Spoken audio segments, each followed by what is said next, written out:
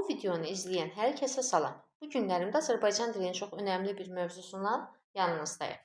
Testlərin çox düşən suallarından biri.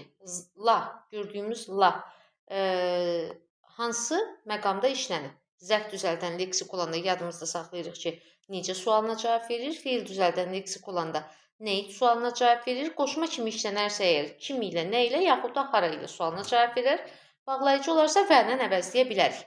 Fərqli qaydalar var. Bu qaydadan istifadə eləsəz, səhv eləmə ehtimalınız sıfıra düşəcək. Həvəslə cavab verdi. Burada la var. Sözün kökü həvəsdir. La zərf düzəldən leksikdir. Sualı nədir? Necə?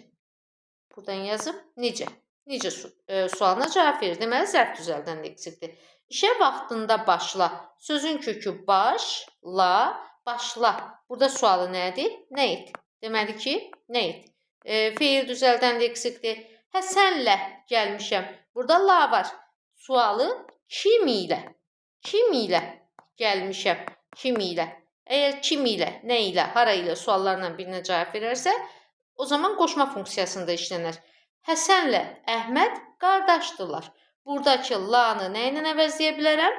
Və ilə əvəzləyə bilərəm. Deməli ki, buradakı la qoşma deyil, zərf düzəldən deyil, feil düzəldən leksik deyil, bağlayıcıdır.